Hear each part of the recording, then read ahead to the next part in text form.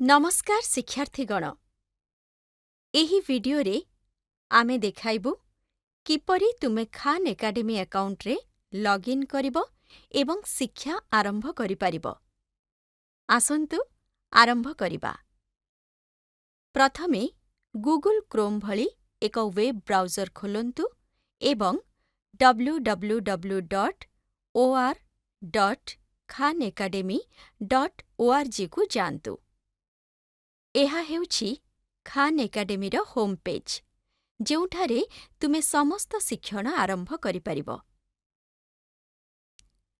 Screen ଉପର ଡାହାଣ କୋଣରେ ତୁମେ ଏକ ଲଗ୍ଇନ୍ ବଟନ୍ ପାଇବ।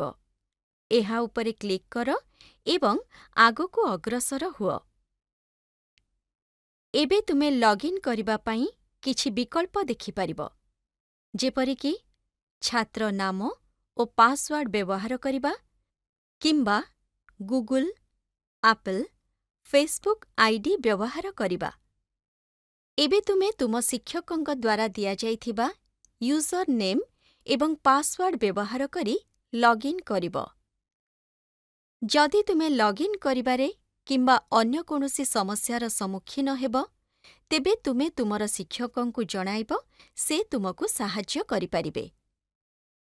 ମନେ ରଖ ପିଲାମାନେ, ଯଦି ତୁମେ ପ୍ରଥମ ଥର ପାଇଁ ଲଗ୍ଇନ୍ କରୁଛ, ତେବେ ଶିଖିବା ଆରମ୍ଭ କରିବା ପୂର୍ବରୁ ନିୟମ ଏବଂ ସର୍ତ୍ତାବଳୀ ବକ୍ସ ଉପରେ ଚୟନ କରିବାକୁ ହେବ। ଲଗ୍ଇନ୍ ହେବା ପରେ ଶିକ୍ଷାର୍ଥୀ ହୋମ୍ ପେଜ୍ ଦେଖାଯିବ।